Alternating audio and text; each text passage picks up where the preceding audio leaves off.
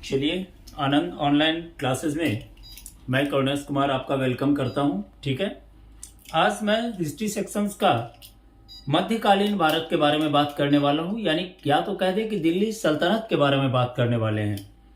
हम जो दिल्ली सल्तनत के बारे में बात करने वाले हैं वो आखिर उसको हम लोग दिल्ली सल्तनत क्यों कहते हैं।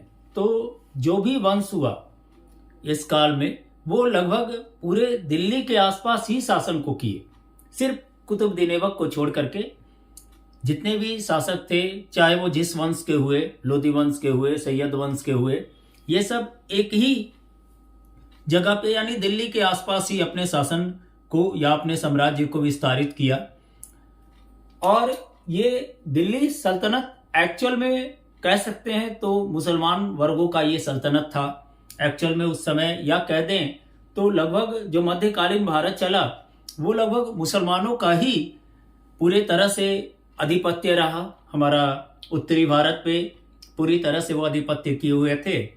यहाँ पे हमारा जो, यदि हम इस टॉपिक्स को पढ़ेंगे और इस टॉपिक्स को देखेंगे दिल्ली सल्तनत, तो हम लोग आज जो बात करेंगे या आज जो इस सेक्शंस में इतिहास का जो ये आपको जो मैं सेक्शन शुरू किया हूँ, इसका लगभग 7-8 पार्ट मैं वीडियो को अपलोड करूंगा, जिसमें 1206 ईस्वी से लेकर के 1526 ईस्वी तक, जब तक, यानी कहने का मतलब जो लास्ट लोधी वंश का जब अंत नहीं हो गया, ठीक है, उस समय तक का हम आज बात करेंगे कि भाई जब हमारा इब्राहिम लोधी के द्वारा जब बाबर को मार दिया गया और बाबर ने फिर से अपना वंश की स्थापना की, उस समय के काल तक का बात चलेगा। यानी बाबर की बात हम लोग बाद में करेंगे। ठीक है, अभी जो हम लोग बात करने वाले हैं वो सबसे पहला हमारा जो दिल्ली सल्तनत का था वो गुलाम वंश था। ठीक है, गुलाम वंश से शुरू करेंगे। गुलाम वंश होगी आपको, उसके बाद खिलजी वंश होगा, तुगलक वंश होगा, उसके बाद सैयद वंश होगा और अंत में चलकर बाबर होगा। ठीक है, तो कहने का मतलब सबसे पहले हम लोग बाबर का तो बाद में बात करेंगे हम लोग। ठीक है, अभी तक हम लोग जो बात करेंगे वो लोधी वंश तक बात करेंगे। तो यदि हम लोग बात करें कि 1206 तक 1526 ईस्वी तक ही हम लोग इस टॉपिक्स में लेंगे, यानी 1206 से 1526 ईस्वी तक। इसकी सबसे पहला जो वंश था, इसमें एक बात याद रखिएगा कि एक ट्रिकली हम लोग पहले वंश को याद करते हैं कि कौन कौन सा साम्राज्य कब कब आया और किस तरह से वो सिस्टम से चला। ठीक है, तो सबसे पहले आया था मेरा कौन सा वंश, तो गुलाम वंश। ठीक है, इसका एक ट्रिक्स आप लोगों को हम बताएंगे। सबसे पहले आया गुलाम वंश, उसके बाद जो सेकंड वंश आया था वो था आपका खिलजी, उसके बाद आया तुगलक, समझ रहे हैं, खिलजी वंश, उसके बाद आया तुगलक वंश। ठीक है, तुगलक वंश, उसके बाद एक और वंश आया था जो था आपका सैयद वंश। ठीक है, और उसके बाद लास्ट में लोधी वंश यानी सैयद वंश। ठीक है, ये सैयद वंश, आधा यह है सैयद वंश, और अंत में जो आया था वो लोधी वंश था। यानी टोटल आपका जो भी ये पांचों वंश जो थे जब शासन काल किए तो 1206 से 1526 ईस्वी तक शासन की बागडोर हुई थी, यानी शासन इन्होंने किया था। इसको याद करने का एक यही तरीका है, जैसे गम खा लो तो सांस लो। यदि याद कर लेते हैं गम खा लो तो सांस लो, तो यहां से याद हो जाएगा गम खा लो तो सांस लो। ठीक है, बात समझ रहे हैं, सांस लो यानी गम खा लो। गम का मतलब क्या, तो गुलाम वंश। ठीक है, गुलाम, खा का मतलब क्या, तो खिलजी वंश, और आपका लो का मतलब क्या, तो लोधी वंश, सांस का मतलब क्या, तो सैयद वंश। ठीक है, और खिलजी, लोधी, सैयद, और लास्ट में जो वंश हुआ आपका वो वंश हुआ तुगलक वंश। थोड़ा सा यहाँ पे थोड़ा सा ये हो गया, सांस लो, छोड़ दीजिए इसको, सैयद हो गया, ये तो का मतलब हो गया तुगलक वंश और तुगलक वंश। स्टिक्स को याद रखिएगा, आपको बिल्कुल याद रहेगा, और ये हो गया आपका सैयद वंश। ठीक है, क्लियर है, कोई प्रॉब्लम नहीं। यानी गम खा लो तो सांस लो, इसका कोई मीनिंग नहीं। ठीक है, गम खा लो तो सांस लो याद रखिए, यानी गम फॉर गुलाम, खा for Khilji, low for Lodhi, और सांस ये तो फॉर तुगलक और सांस फॉर सैयद। अब कहा जाता है कि यदि क्रमानुसार देखें कि सबसे ज्यादा काल किस वंश ने किया था, तो सबसे ज्यादा जो काल चला था वो तुगलक वंश का था। सबसे ज्यादा समय तक हमारे तुगलक वंश रहे थे। पहला पोजीशन पे थे ये तुगलक वंश, दूसरी पोजीशन पे हमारे थे गुलाम वंश, उसके बाद दूसरा पे गुलाम वंश, उसके बाद कह सकते हैं तीसरा पोजीशन पे हमारा लोधी वंश, और चौथा पोजीशन पे हमारा सैयद वंश, और खिलजी वंश मात्र 30 वर्ष तक ही शासन किया था।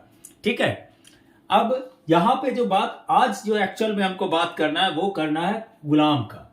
गुलाम वंश समझ गए होंगे। यहाँ पे तुगलक वंश सबसे पहला, सबसे ज्यादा साम्राज्य करने वाला हमारा तुगलक वंश था। तुगलक वंश के बाद हमारा जो गुलाम वंश हुआ सो शासन किया, उसके बाद चल करके आपको लोधी वंश का शासन हुआ, उसके बाद सैयद वंश शासन काल बिताया सबसे ज्यादा, उसके बाद सबसे अंत में खिलजी वंश लगभग 30 वर्ष। ठीक है, यहाँ पे गुलाम वंश के स्थापना के बारे में बात करेंगे। तो गुलाम वंश का स्थापना हुआ कैसे? तो एक बात देखिए, गुलाम वंश एक खास करके कह सकते हैं कि गुलामों का ही वंश था। जो भी शासक इसमें हुए सब किसी ना किसी का गुलाम था। जैसे कह सकते हैं कि हमारे जो कुतुबुद्दीन ऐबक साहब हुए तो वो गुलाम थे आपको मोहम्मद गोरी के।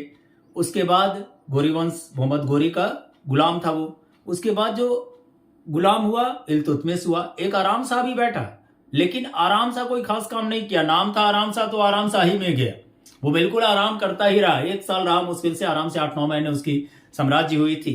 उसके बाद फिर इल्तुतमिश गद्दी पे बैठा था और वास्तविक संस्थापक के रूप में इल्तुतमिश ही था।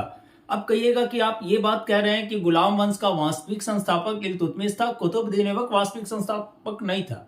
तो देखिए इसका क्या होता था कि किसी भी खास करके जो इस समय जो ये काल जो चल रहा था, मध्यकालीन काल भारत में जो मुस्लिम वर्ग जो चला 1206 से 1526 ईस्वी का जो काल चला, वो एक्चुअल में डिपेंड करता था किस पे?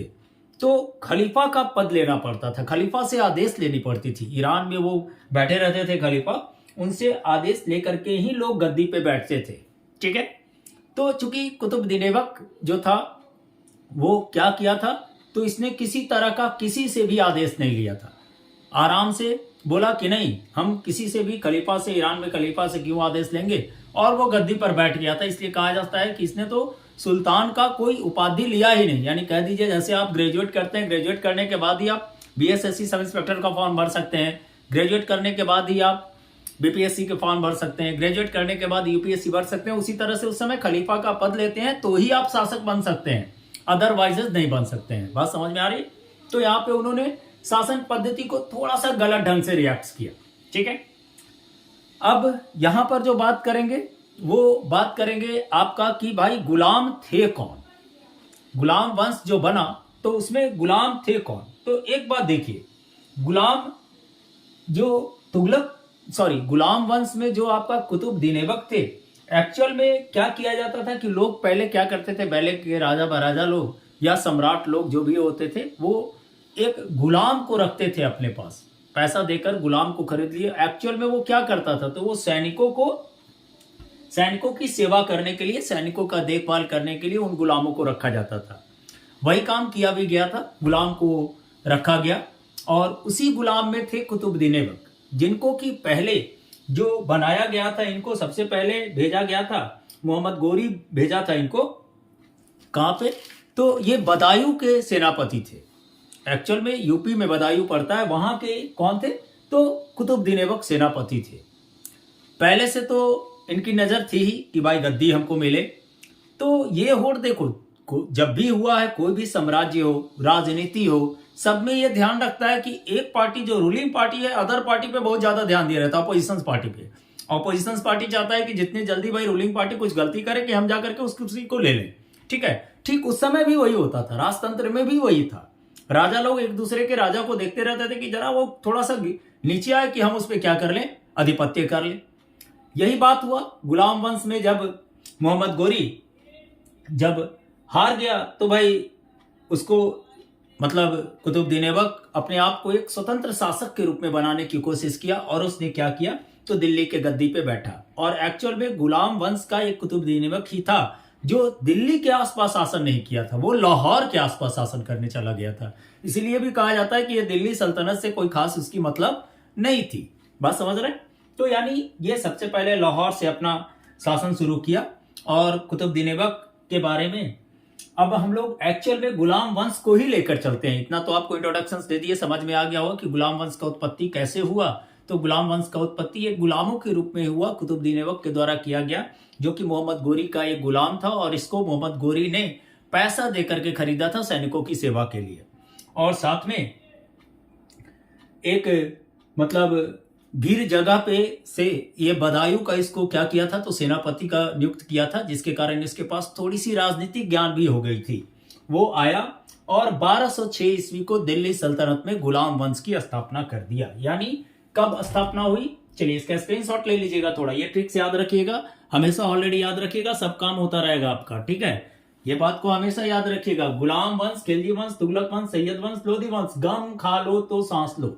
लो का कोई मीनिंग नहीं, गम पर गुलाम, खा पर खिलजी, लो पर लोधी और सांस पर तुगलक। और इसका पोजीशंस के आधार पे यदि बात करेंगे तो तुगलक वंश पहले ज्यादा समय व्यतीत किया था, उसके बाद गुलाम वंश किया था, उसके बाद लोधी वंश किया, उसके बाद सैयद वंश किया, और सबसे कम जो किया था वो हमारा खिलजी वंश था 30 वर्ष, और सबसे अंतिम भी था, ठीक है।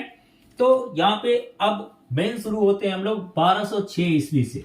किन से भाई, तो गुलाम वंश से। तो गुलाम वंश का संस्थापक कौन था, तो गुलाम वंश का संस्थापक था कुतुबुद्दीन ऐबक, लेकिन वास्तविक संस्थापक हम लोग इल्तुतमिश को मानते हैं, क्योंकि उसने ईरान में जाकर अपने जो खलीफा की पदवी थी उसका उन्होंने डिग्री ले लिया था, ठीक है। तो यानी गुलाम वंश की स्थापना हो गई। कब हुई भाई, तो 1206 ईस्वी को। किसने किया, तो गुलाम वंश का स्थापना 1206 ईस्वी को आपको किए कौन, तो कुतुबुद्दीन ऐबक। चलिए, कुतुबुद्दीन ऐबक जी गद्दी पे बैठ गए।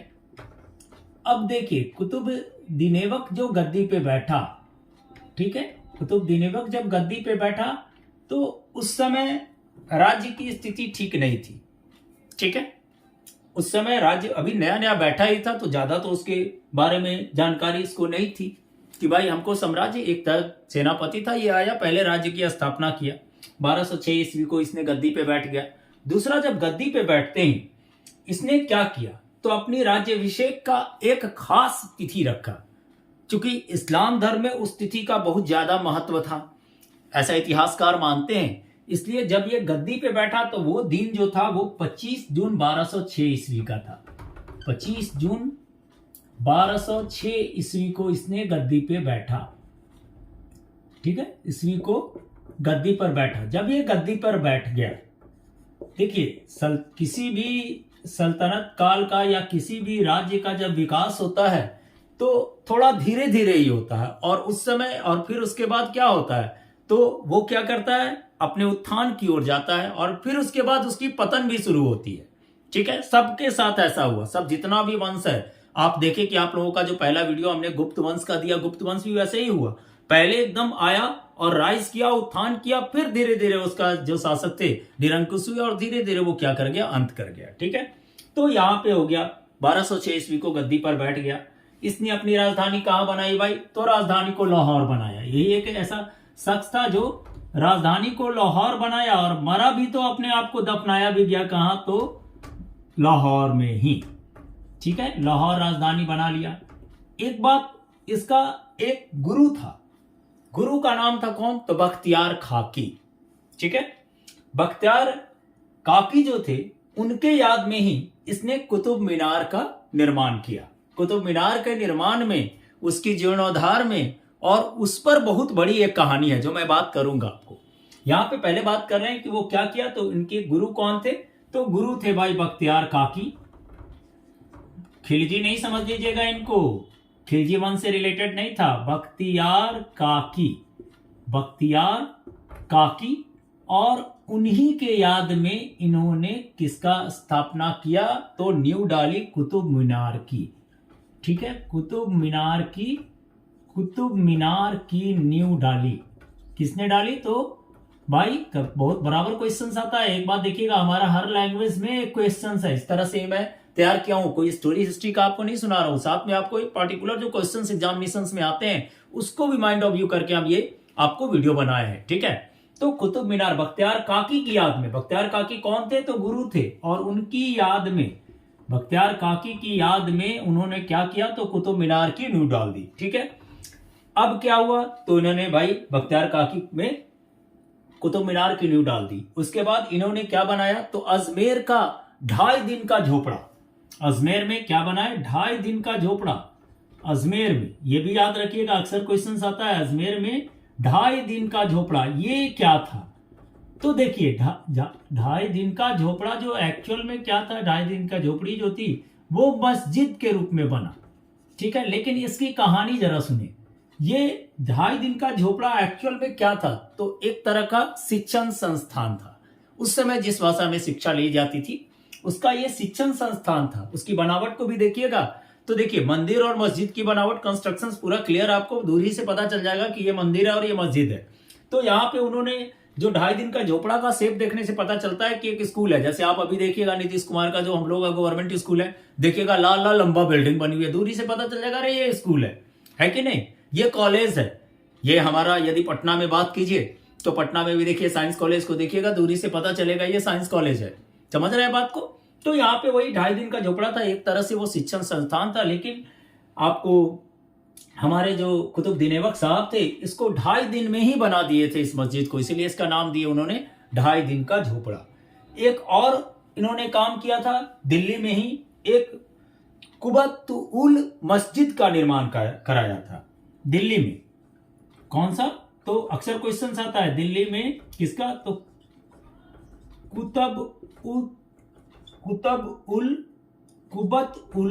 कुबतुल इस्लाम मस्जिद दिल्ली में बनाए। दिल्ली में कौन सा मस्जिद इन्होंने बनाया, तो दिल्ली में कुबतुल मस्जिद इन्होंने निर्माण किया। यही इनका एक दो काम था जो आपका था, जो थोड़ा सा मतलब एक नजरिए से देखने वाली काम इन्होंने किया था। ठीक है, मस्जिद का निर्माण कराया और इसी मस्जिद में एक दरवाजा इन्होंने दिया था। वो क्या था कि मस्जिद में एंट्रेंस करने के लिए थी, जिसका डोर जो था वो लॉक नहीं होता था। उस दरवाजे को हम लोग कहते हैं अलाई द्वार। अक्सर क्वेश्चंस आता है कि अलाई द्वार का निर्माण किसने किया था, तो कुतुबुद्दीन ऐबक साहब ने किया था। भाई बख्तियार काकी कौन थे, उनके तो गुरु थे, उन्हीं के याद में उन्होंने क्या किया, तो कुतुब मीनार की नींव डाली। समझ गए बात को। इसके बाद बेचारा ये राज शासन चल रहा था इसका, इसने देख रहे हैं कि लड़ाई झगड़ा उतनी नहीं किया, ये बिल्कुल शांति से अपने काम को करता गया। लेकिन जब ये पोलो खेल रहा था, पहले उस पोलो के गेम को करते थे चौगाई। ठीक है, क्या हुआ, घोड़े से लुढ़क गया और इसको घोड़ा क्या कर दिया, तो रौंद दिया और वहीं पे इसकी मृत्यु हो गई जाकर के 1210 ईस्वी को ये यहां से चले गए। यानी इनका कार्यकाल जो रहा वो 1206 से 1210 तक रहा। और मृत्यु कैसे हुई, तो मृत्यु की भी बात कर देता हूं कि पोलो को ही चौगाई खेलते हैं। पोलो यानी चौगाई पहले बोला जाता था इसको, चौगाई खेलते वक्त इनकी मृत्यु हो गई 1210 ईस्वी को। अब सवाल उठा कि इसके बाद एक शासक जो बना वो आपका गुलाम नहीं था। ठीक है, ऐबक की मृत्यु के बाद उनका आराम शाह गद्दी पे बैठे, वो किसी के गुलाम नहीं थे। ठीक है, इन्होंने वास्तविक, अब जब आराम शाह बैठा तो नाम ही लग रहा है कि आराम शाह, बिल्कुल आराम से अपने लाइफ को जीता था, लग्जरियस लाइफ रहता था, इसलिए वो ज्यादा दिन गद्दी पे नहीं बैठा, वो 8 महीने ही गद्दी पर बैठा। और उसके बाद लगभग 1211 ईस्वी को उसकी हत्या कर दी गई। और उसकी हत्या किसने की, तो इल्तुतमिश ने की। इल्तुतमिश कौन था, ये बात यहाँ पे जानना बहुत जरूरी है कि इल्तुतमिश कौन था। तो कह सकते हैं कि इल्तुतमिश जो था वह तुर्किस्तान का एक तुर्क था। और ये भी किसका था, तो कह सकते हैं कि ये आपका कुतुबुद्दीन ऐबक का ही क्या था, तो गुलाम था। इसीलिए तो इसका नाम गुलाम वंश पड़ा, चूंकि जो भी बना वो सब गुलाम ही था, एक दूसरे का ही गुलाम था। बलबन भी बना तो बलबन भी गुलाम ही था। समझ रहे हैं बात को। तो यानी कब कौन बना इसके बाद, तो पहला शासक आपका हुआ जो कुतुबुद्दीन ऐबक हुआ। कुतुबुद्दीन ऐबक चौगाई का खेल खेलने के वक्त उनकी मृत्यु हो गई। स्क्रीनशॉट ले लें। चलिए, जब इनकी मृत्यु हो गई यहां पे तो इनकी कहानी खत्म हो गई। अब आ जाते हैं हम लोग किस पे, तो आराम शाह पे। कोई खास काम नहीं इसका, आराम शाह आया और गया। यानी नाम ही था आराम सा, तो आप समझ लीजिए कि आराम से बिल्कुल रहते होंगे, है ना। तो आराम से आए, 8 महीने गद्दी पे बैठे, लगभग 1210 से 1211, 1210 के एंड में ये बैठे थे और 1211 में ये उठ ही गए, ठीक है। तो आराम सा दूसरा शासक जो हुआ गुलाम वंश का, वो कौन हुआ? आराम सा। हिस्ट्री में इसका कोई भी काम नहीं, जिसके कारण इसको ज्यादा लोग नहीं जानते हैं। ये बना कब से? तो 1210 से 1211 मिड में ये इसको इल्तुतमिश मार दिया, और इल्तुतमिश मारने के बाद 1211 ईस्वी को दिल्ली के गद्दी पे बैठ गया, ठीक है। चलिए, यानी अब थर्ड शासक कौन हो गए? तो आराम शाह को मारकर, आराम शाह को मारकर कौन बैठ गया भाई? तो आराम शाह को मारकर इल्तुतमिश गद्दी पर बैठा। कब बैठा? तो गद्दी पर बैठा कब? तो 1211 ईस्वी को, 1211 ईस्वी को ये गद्दी पे बैठ गया, ठीक है। इसका कार्यकाल जो रहेगा इल्तुतमिश का, एक बात जान लीजिएगा कि इल्तुतमिश का जो कार्यकाल है वो 1211 से 1236 तक ही था, 1211 से 1236, ठीक है, शासनकाल था। इल्तुतमिश कौन था? तो कह सकते हैं कि ये क्या था? तुर्किस्तान का तुर्क था, ठीक है। क्या था इल्तुतमिश? तो तुर्किस्तान का तुर्क था। तुर्किस्तान एक देश है, पहले भी इतिहास में था, तुर्किस्तान का तुर्क था, और ये तुर्क तो था, यानी तुर्किस्तान का तुर्क तो था। साथ में जिस समय ये गद्दी पर बैठा उसके पहले ये बदायूं का सूबेदार था। यूपी में बदायूं पड़ती है, वहां का ये क्या था? तो गद्दी पर बैठने के पहले, ये गद्दी पर बैठने के पहले ये क्या था? तो ये बदायूं का सूबेदार था। बदायूं यूपी में पड़ता है, वहां का सूबेदार था। थोड़ा बहुत नॉलेज तो इसको था ही, सूबेदारी थी, तो बदायूं का सूबेदार था, ठीक है। ये बात हुई यहाँ पे कि ये गद्दी पर बैठने के पहले वो क्या था? तो बदायूं का सूबेदार था। जब गद्दी पे मारने के बाद वो ऐबक की मृत्यु के समय वो तो बदायूं का सूबेदार था, या कह दें कि बदायूं का गवर्नर था, तो भी होगा, सूबेदार को ही गवर्नर उस समय कही जाती थी, ठीक है। उसके बाद आया, गद्दी पे बैठ गया, चलो भाई शासन शुरू हो गई। तो इसने कहा कि नहीं, हम राजधानी लाहौर नहीं रखेंगे, हम तो दिल्ली सल्तनत कहलाने वाले हैं भविष्य में भाई। तो उसने क्या किया? इल्तुतमिश ने ही अपनी राजधानी लाहौर से कहां बनाई? तो दिल्ली बनाई। यानी राजधानी क्या किया? तो राजधानी का चेंज कर दिया फॉर्म, कहां से? तो लाहौर से दिल्ली। लाहौर से दिल्ली जो राजधानी लाने वाले थे, कौन थे? तो लाहौर से दिल्ली लाने वाले आपके जो थे वो कौन थे? तो आपका इल्तुतमिश था, जो तीसरा शासक था यहाँ का, ठीक है। हस्तांतरित किया। क्या हुआ कि इसने भाई ये तो कह रहा था कि हम वास्तविक संस्थापक कैसे इसको कहते हैं, तो ये 1229 ईस्वी को ईरान के बागदाद के खलीफा से सुल्तान पद की संवैधानिक प्रावधान किया। यानी कब लिया ये सुल्तान पद का? ये लिख दें यहाँ पे कि ईरान के खलीफा से जो कि गलती किया था, कुतुबुद्दीन ऐबक नहीं लिया था, खलीफा से सुल्तान की उपाधि इसने कब ली? तो ये आपका सुल्तान का उपाधि 1229 ईस्वी को लिया, 1229 ईस्वी को। और इसीलिए इसको उस दिन से कहा जाने लगा कि ये वास्तविक संस्थापक था, किसका? तो गुलाम वंश का। इस दिन से ये वास्तविक संस्थापक बन गया, किसका? तो गुलाम वंश का। समझ रहे हैं बात को? बिल्कुल, वास्तविक संस्थापक हो गया गुलाम वंश का, ठीक है। कौन हो गया? तो आपका इल्तुतमिश, ठीक है, वास्तविक संस्थापक। इसलिए कहा जाता है कि गुलाम वंश का वास्तविक संस्थापक क्यों था? तो ईरान के खलीफा से सुल्तान की उन्होंने उपाधि धारण कर ली थी 1229 ईस्वी को, जो कि कौन नहीं किए थे? तो ये बात आपको कौन नहीं किए थे? तो ये बात जो था सो आपके जो पहले के शासक हमारे थे, कुतुबुद्दीन ऐबक ने इसको ग्रहण नहीं किया था, ठीक है। इनका भी शासनकाल ठीक से चला। एक बात, इन्होंने एक प्रथा शुरू की थी, इसका पहले स्क्रीनशॉट ले लीजिए। एक जैसे क्या होता था कि किसी को न्याय मांगना है तो लाल कपड़े पहन के खड़ा हो जाओ तो वो न्याय मिल जाएगा, ठीक है। तो उसने एक प्रथा जो शुरू की वो लाख बक्स की प्रथा को भी शुरू किया था इन्होंने। ठीक है, लाख बक्स यानी लाल वस्त्र धारण करने की प्रथा, जो न्याय मांगने की प्रथा थी, वो किनके शासनकाल में शुरू हुई थी? तो इल्तुतमिश के शासनकाल में हुई थी। ठीक है, ये भी एक क्वेश्चन आता है बराबर कि आखिर लाल वस्त्र धारण कर न्याय मांगने की प्रथा किसने शुरू की? तो लाल वस्त्र धारण कर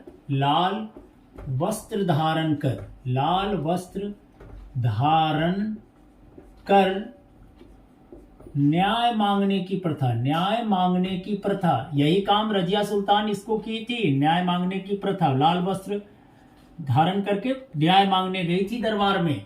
ठीक है, तो कौन थे? लाल वस्त्र धारण कर न्याय मांगने की प्रथा किसने शुरू की? तो इल्तुतमिश ने। ठीक है, इल्तुतमिश। थोड़ा सा इसके नाम का भी मीनिंग सब हम क्लियर करेंगे, पहले इसका पूरा आपको आइडिया दे देते हैं कि कैसे कैसे साम्राज्य चल रहा था। बात समझ रहे हैं कि नहीं? चलिए, तो इसने क्या किया? इल्तुतमिश ने लाल वस्त्र धारण कर न्याय मांगने की प्रथा की। अंत में इल्तुतमिश का नेचुरल डेथ हो गया। कब? तो अप्रैल 1236 ईस्वी को इल्तुतमिश की मृत्यु हो गई। इल्तुतमिश की मृत्यु होने के बाद उसके गद्दी पर उसका जो पुत्र था वो रुकनुद्दीन फिरोज गद्दी पर बैठा। तो एक बात देखिए, पहले ही कह दिए कि पुत्र बैठ गया, इसीलिए उससे साम्राज्य चला भी नहीं, क्योंकि ये गुलाम वंश था। गुलाम वंश क्या होता है? तो देखिए, गुलाम जो होता है उसके पास एक सामाजिक नॉलेज हो जाती थी, ज्ञान होता था किसी भी चीज को करने में। कोई भी आदमी, यदि आप डायरेक्ट किसी यूपीएससी कॉम्पिटिशन को कंप्लीट कर रहे हैं तो डायरेक्ट आपको डीएम नहीं बना दिया जाएगा कहीं का। समझ रहे हैं कि नहीं? या बीएसएससी दारोगा की भी कंपटीशन कर रहे हैं तो तुरंत थाना अध्यक्ष या थाना प्रभारी आपको नहीं बना दी जाएगी। पहले आपको उसके बारे में सामाजिकता यानी प्रोफेशनल पीरियड होगी। ठीक उसी तरह का उस समय का भी काल था कि लोगों के पास निपुणता होनी चाहिए, भाई स्किल्ड होना चाहिए।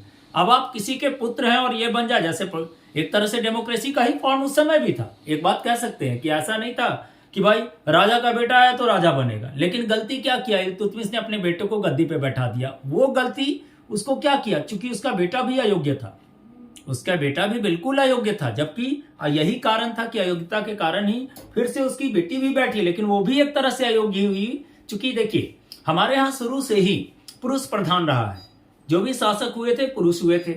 ठीक है, रजिया बैठी भी, लेकिन वहां के तुर्क लोग जो थे, मानिंदे तुर्क लोग थे, उसकी बात को नहीं कोई माना था। बात करेंगे वहां पे आएंगे तो। अभी थोड़ा सा किनके बात किए तो आपका इल्तुतमिश की मृत्यु हो जाती है। कहां हो जाती है, कब होती है? तो अप्रैल 1236 ईस्वी को इल्तुतमिश की मृत्यु हो गई। कब हुआ मृत्यु इनका?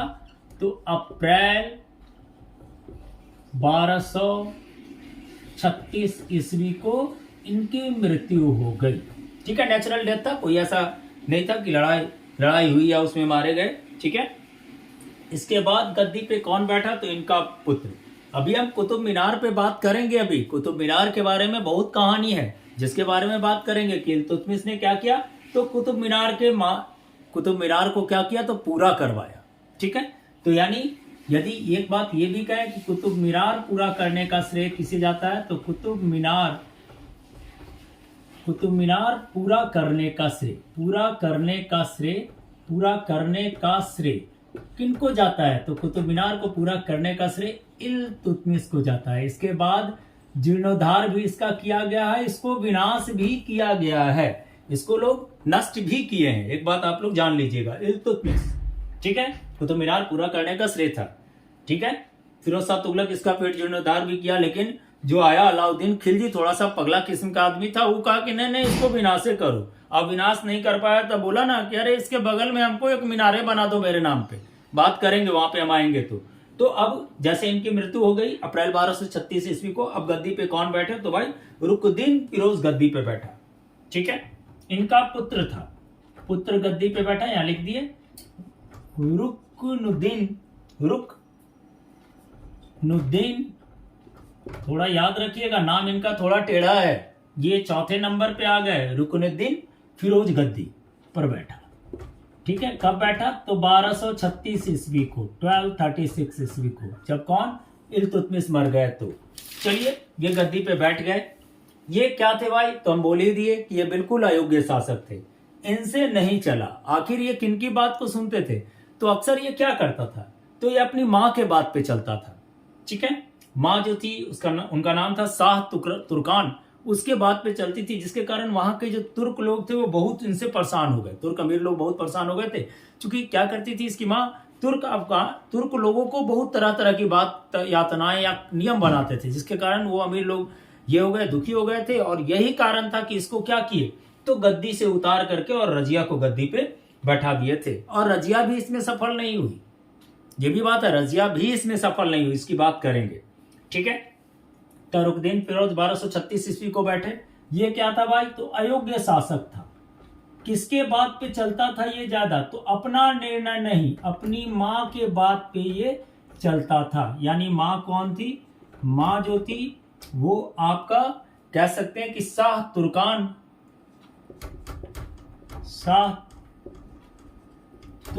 थी, नाम था माँ का। अक्सर आता है कि रुकुद्दीन फिरोज की माँ का नाम क्या था, तो शाह तुर्कान थी, जो राजनीतिक हस्तक्षेप करती थी, ठीक है। अब राजनीतिक हस्तक्षेप करने लगी तो उस समय जो अमीर तुर्क लोग थे उनको बहुत बुरा लगता था कि अरे बाबा, ये तो हम लोगों का क्या कर रही है, तो हम पे ही राज कर रही है।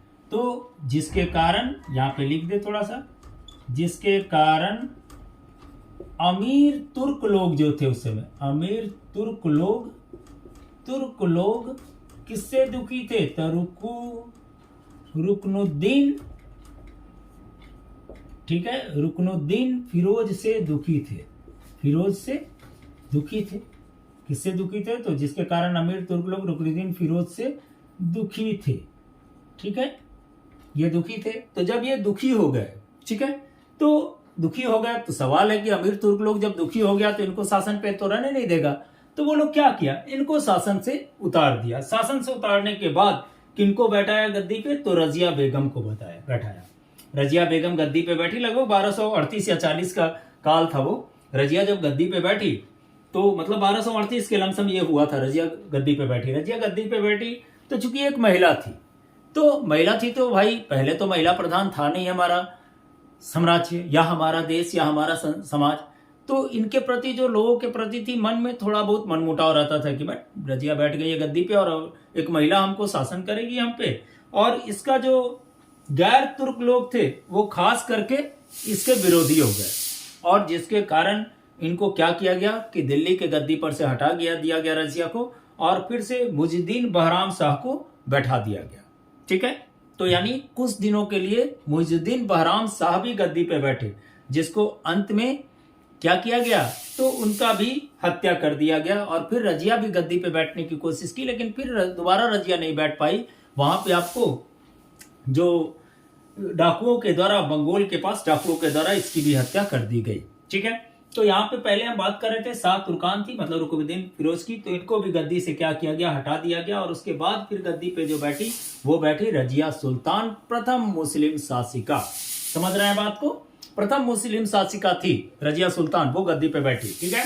यहाँ तक क्लियर है, कोई प्रॉब्लम, थोड़ा देख लीजिएगा, आगे पीछे होता है कभी डेट बैट, ऐसे हम बात करेंगे। अभी आपको कुतुबुद्दीन ऐबक पे भी बात करेंगे, इसका स्क्रीनशॉट लीजिए।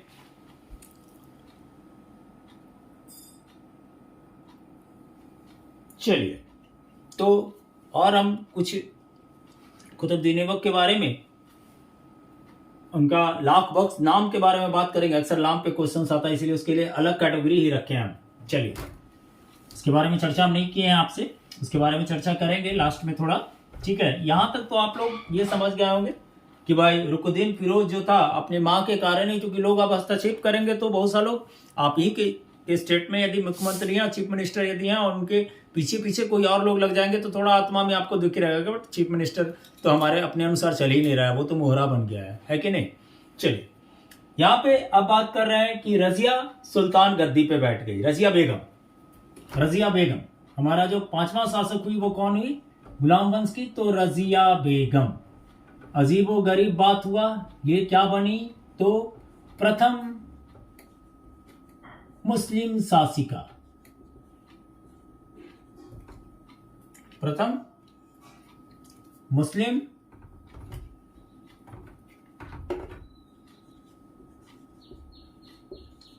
शासिका ये बनी।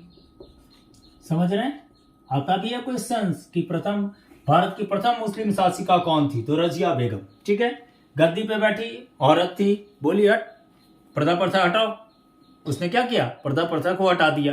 क्या आई? तो भाई आराम से, जैसे अब जेंट्स लोग चलते थे उस तरह का ट्राउजर व्राउजर पहन के आने लगी। तो देखिए, ये समाज जो होता है, बहुत सा चीज, यदि समाज आपके साथ है तो बहुत कुछ है, और नहीं है तो आपको आने वाले समय में बहुत ज्यादा दिक्कत होगा। ठीक है, और वही रजिया के साथ हुआ भी, क्योंकि वो गलत स्टेप उठा ली। फिर एक और गलत स्टेप उठाई कि वो अल्तुनिया से शादी कर ली, जो उसका खास करके कट्टर विरोधी था पहले, वो आज उसका हस्बैंड बन गया। और हस्बैंड बन करके जैसे ही आ रही थी अल्तुनिया से विवाह करके, रास्ते में ही डाकू लोग रुका और कहा कि अब जाओ तुम, और उनको क्या कर दिया? रजिया को कैथल में हत्या कर दिया, दोनों को, अल्तुनिया और इस तरह से रजिया का अंत हो गया 13 अक्टूबर 1240 ईस्वी को। और बहराम शाह को भी उन लोगों ने नहीं छोड़ा, बहराम शाह को भी कैद कर लिया। यानी इसके बाद थोड़ा सा रिक्रेट कर लीजिए, उसके बाद बात कर रहे हैं इसमें हम यहाँ पे इस पॉइंट को। रजिया बेगम प्रथम मुस्लिम शासिका बनी और उसने गद्दी पे बैठते ही अंत किया। किस चीज का अंत किया? तो पर्दा प्रथा का। किसका अंत किया? तो पर्दा प्रथा का उन्होंने अंत कर दिया। अब पर्दा प्रथा भी अंत हो गया। कैसे आने लगी वो? तो चोंगा और टोपी पहन करके आने लगी। यानी कैसे राज्य में आने लगी? तो राज्य में आने लगी, राज्य में आने लगी राज दरबार में, सॉरी लिख दीजिए, राज दरबार में आने लगी, राज दरबार में। राज दरबार में कैसे आने लगी वो? तो राज दरबार में आने लगी कैसे? तो चोंगा। ठीक है, चोंगा कहने का मतलब क्या होता था? पहले पूरा काबा टाइप का होता था, कुलाह उसको कहते थे, कुलाह, चोंगा एवं कुलाह। कुलाह कहने का मतलब टोपी, कुलाह, टोपी पहनकर आने लगी, पहनकर आने लगी। ठीक है, जो कि किनको अच्छा नहीं लगा। तो आपको किनको अच्छा नहीं लगा ये बात? तो जो पहले के जो अतुर्क लोग थे, जो तुर्क लोग नहीं थे, गैर तुर्क लोग थे, उनको अच्छा नहीं लगा। और रजिया को हटा करके गैर तुर्क लोग, गैर तुर्क, यहां पे क्लियर लिख दीजिए, तुर्क लोग नहीं, जो तुर्क नहीं थे सो गैर तुर्क लोग रजिया को गद्दी से हटाकर, रजिया को गद्दी से हटाकर, रजिया को गद्दी से हटाकर किसको बैठा दिए गद्दी पे? तो बहराम शाह को गद्दी पर बैठा दिए। ठीक है, समझ में आ रही है बात? बहराम शाह को क्या कर दिए? तो गद्दी पे बैठा दिए। बहराम शाह, बहराम शाह को इन्होंने क्या किया? तो गद्दी पे बैठा दिया। अब गैर तुर्क तो रजिया को गद्दी से हटा करके बहराम शाह को गद्दी पे बैठा दिए। अब ये जब गद्दी पे बैठा तब भी लोगों में असंतुष्ट था, और रजिया सोच रही थी कि अरे अरे, हमको ही हटा करके गद्दी से बैठा है। उसने क्या किया? तो फिर रजिया अपने आप को शासन में लाने के लिए उसने अल्तुनिया से विवाह किया। और अल्तुनिया से विवाह तो कर लिया, लेकिन जब वो आ रहे थे तो इनकी क्या, अल्तुनिया के साथ आ रही थी तो रास्ते में ही इनकी हत्या कर दी गई। तो यानी उसके बाद क्या हुआ? तो राज्य पाने के लिए, राज्य पाने के लिए, साफ लिखिए, राज्य पाने के लिए किससे विवाह की? तो अल्तुनिया से, अल्तुनिया से। अक्सर क्वेश्चंस आता है कि रजिया सुल्तान किससे विवाह की थी? तो अल्तुनिया से विवाह की थी, अल्तुनिया। ठीक है, और विवाह करके क्या कर रही थी? तो आ रही थी, लौट रही थी। उसी समय कहां पे रजिया को मार दिया गया? तो कैथल में। ठीक है, तो रजिया की हत्या, रजिया की, सॉरी हर सही कार से होगा, थोड़ा सा यहाँ पे देख लीजिएगा, थोड़ा मिस्टेक हो जाता है कभी कभी। रजिया एवं अल्तुनिया की हत्या, अल्तुनिया, अल्तुनिया उसका हस्बैंड बना था, अल्तुनिया की हत्या आते वक्त ही, राज्य में पहुंच भी नहीं पाया, रास्ते में ही इनकी हत्या कर दी गई 13 अक्टूबर 1240 ईस्वी को। तो कब किया गया? तो डाकुओं के द्वारा, डाकुओं के द्वारा। ठीक है, कब? तो 13 अक्टूबर 1240 ईस्वी को। कहां? तो कैथल में, कैथल में इसकी हत्या कर दी गई। ठीक है, अब ये हत्या हो गए। और फिर क्या किया, तो बहराम शाह को भी क्या किया गया, तो बंदी बना करके ले आया गया। ठीक है, 1242 ईस्वी को अंत में उसकी हत्या कर दी गई। और फिर यहां पे भी इस पॉइंट को ही जोड़ दीजिए, क्योंकि बहराम शाह भी खत्म हो जाएंगे। बहराम शाह की को गद्दी बनाकर, तो स्पष्ट लिख दीजिए यहाँ पे, देखिएगा, रिमार्केबल रखिएगा, को गद्दी बंदी बनाकर उसे भी कब मार दिया गया भाई, तो उसे भी 1900 कहाँ आ गए हम, 19 में आ गए, 1242 ईस्वी को हत्या कर दी गई। समझ गया, यानी बहराम शाह का भी अंत हो गया। अब इसके बाद बैठेगा कौन, तो ये हमारे बहराम शाह हुए। बहराम शाह का भी अंत कर दिया गया। इसके भी स्क्रीनशॉट लीजिए। अब जो शासक हुए वो हमारे हुए सुल्तान अलाउद्दीन मसूद शाह। ये सब जो कुछ थे तो वो आपको क्या नहीं थे, तो वो गुलाम नहीं थे, और गुलाम नहीं थे इसीलिए ज्यादा नहीं चल पाए। ये भी एक कह दें, एक टोटका लगा ले, मतलब कि गुलाम थे तो नहीं ला पाए, एक टोटका के रूप में रख रहे हैं। गुलाम था वो रहा, बलबन था वो भी कुछ दिन रहा, लेकिन ये लोग आए और गए। ठीक है, क्योंकि गुलाम वंश जो था वो कह सकते हैं कि गुलाम वंश गुलामों का ही वंश था, पुत्रों और पुत्रियों का वंश नहीं हुआ। ठीक है, पुत्र और पुत्री का वंश नहीं हुआ, कभी नहीं, इसीलिए इसका नाम गुलाम वंश रखा गया। और उसके बाद जो आपका मिलेगा एक, इनके बाद जो वंश बना वो तो और अजीबोगरीब था। समझ रहे हैं बात को, बात करेंगे। अभी तो अब तो शुरुआत की है यहाँ पे। अभी हम आए 1242 को आए।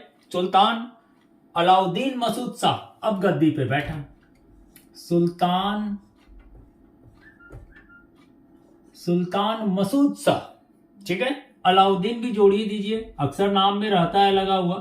अलाउद्दीन मसूद शाह गद्दी पे बैठा। ये कब बैठा, तो 1242 ईस्वी को। कब तक रहा, तो 1246, थोड़ा दिन रहा, कम से कम 1242 से 1246 ईस्वी तक इसका शासन हुआ।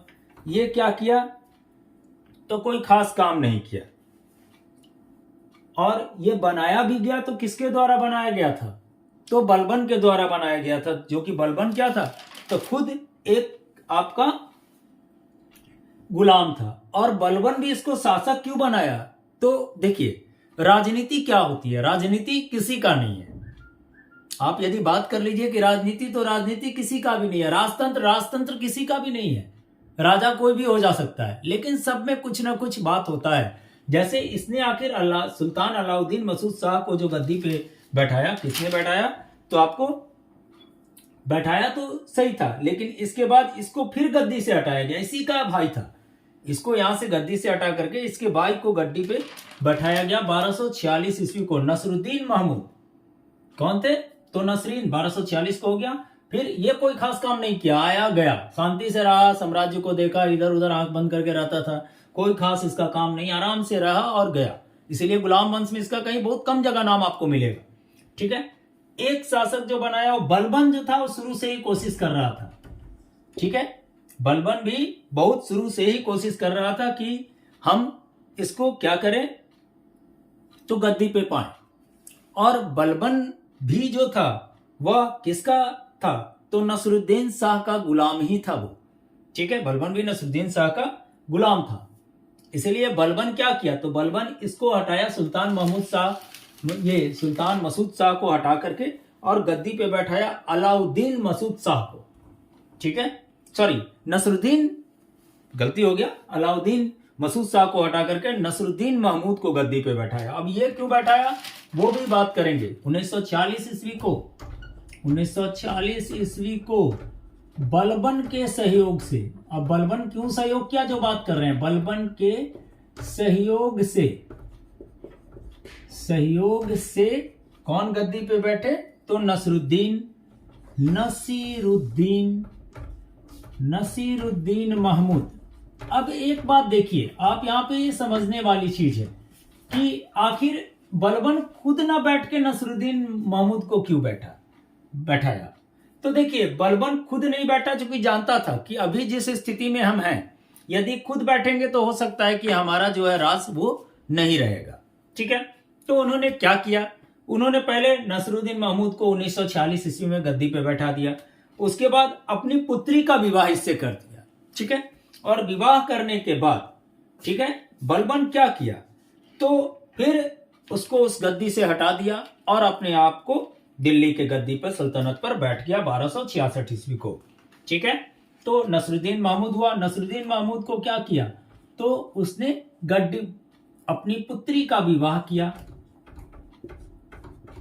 पुत्री का विवाह किससे कराया, तो बलबन अपनी पुत्री का विवाह किससे कराया, तो बलबन अपनी पुत्री का विवाह, अपनी पुत्री का विवाह जो कराया वो कराया आपको नसीरुद्दीन महमूद से।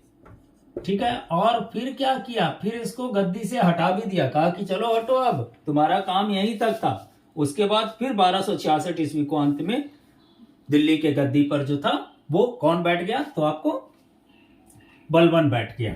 फिर अंत में क्या किया, तो अंतिम में नसरुद्दीन महमूद को हटाकर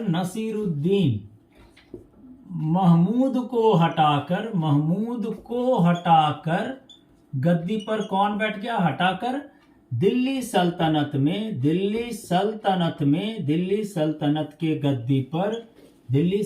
के गद्दी पर ये इंपॉर्टेंट चीज है, बलबन कब बैठा, बलबन 1266 ईस्वी को गद्दी पे बैठ गया।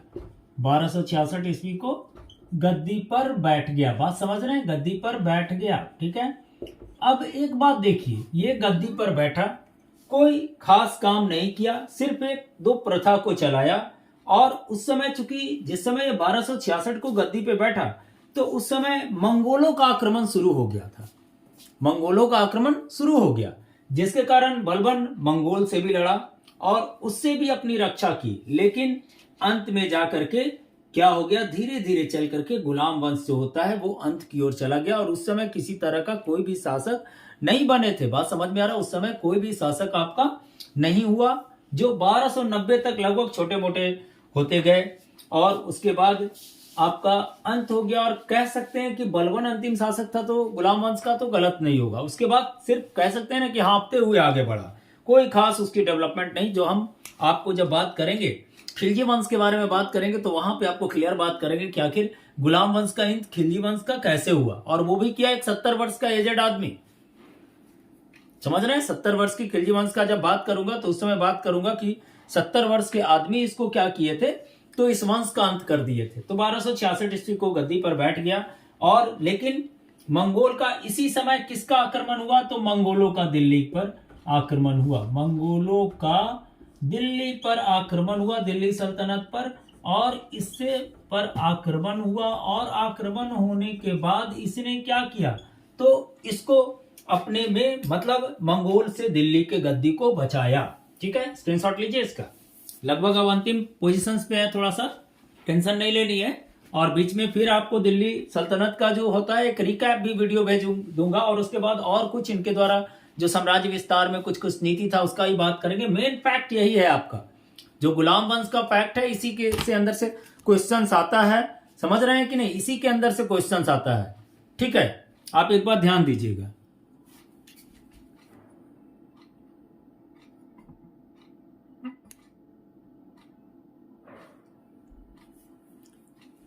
ठीक है, चलिए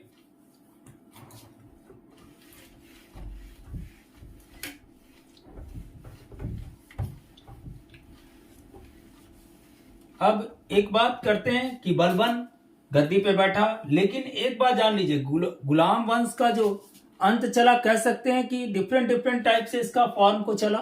लेकिन गुलाम वंश का जो अंत हुआ वो कैसे हुआ, तो गुलाम वंश का अंत करने में आपका जो हमारा खिलजी वंश है, ठीक है, जलालुद्दीन खिलजी का बहुत बड़ा योगदान था। उन्होंने ही क्या किया, गुलाम वंश का अंत किया था। गुलाम वंश का जो अंतिम शासक था वो आपको था सैमुद्दीन। गुलाम वंश का अंतिम शासक, ये हमेशा याद रखिएगा, वंश का अंतिम शासक, इसको हम पहले ही बता दे रहे हैं थोड़ा सा, क्योंकि लोग ये अक्सर क्वेश्चंस आता है और उसमें कंफ्यूज करते हैं, ठीक है। तो शम्मुद्दीन कैमूर्स जो थे वो आपका गुलाम वंश का शासक थे, और बीच में बहुत सा 1266 से 1290 ईस्वी के बीच बहुत से शासक हुए, लेकिन इन लोगों का कोई भी योगदान कोई खास नहीं था। उसमें शम्मुद्दीन शासक जो था, ठीक है, शम्मुद्दीन शासक कह दीजिए या कैमूर्स कह दीजिए, इसका जो टाइटल था वो भी लिख दें। कैमूर्स जो था वो आपका क्या किया, तो शासन चलाया अंत में, और अंतिम शासक के रूप में यही था, ठीक है। एक बात यहाँ ध्यान दीजिएगा कि जैसे बलबन के दरबार में, एक बात और कभी कभी क्वेश्चन आता है कि बलबन के दरबार में कौन कौन थे आखिर, तो अमीर खुसरो और अमीर हसन जैसे प्रसिद्ध कवि थे। एक बात देखिए, अक्सर आता है अमीर खुसरो किसके शासन काल में था, तो बलबन के शासन काल में। कौन थे, तो अमीर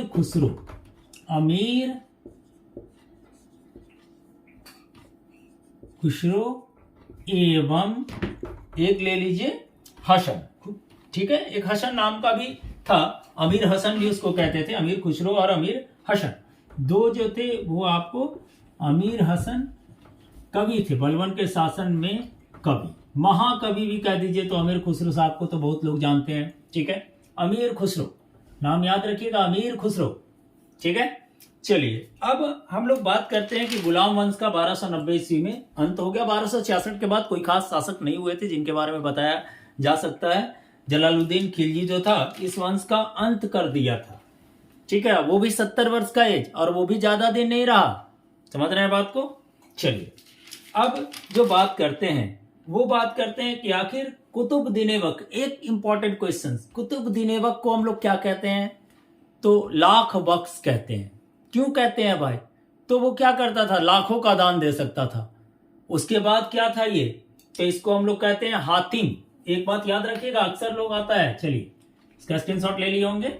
गुलाम वंश में जो था, गुलाम वंश में जो कुतुबुद्दीन ऐबक था उसका देखिए कुछ नाम था क्या क्या, तो कुतुबुद्दीन ऐबक का नाम जो था कुतुबुद्दीन ऐबक, ठीक है, उनका नाम क्या क्या था, तो उनके नाम के आगे लगा हुआ था लाख बख्श।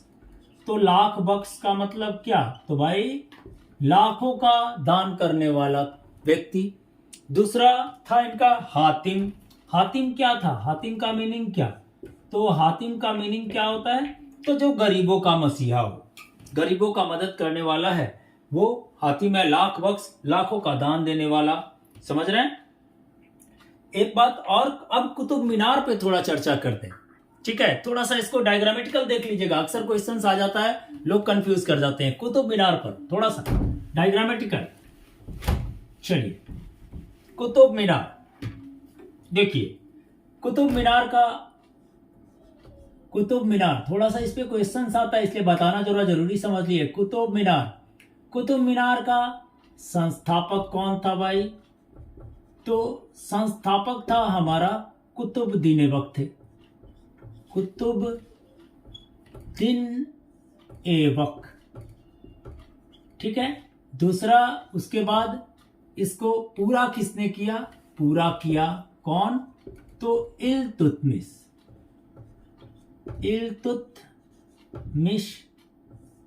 अब सवाल हुआ कि इल्तुतमिश तो पूरा किया, लेकिन क्या हुआ ना कि समय के साथ इसमें कुछ बदलाव आया।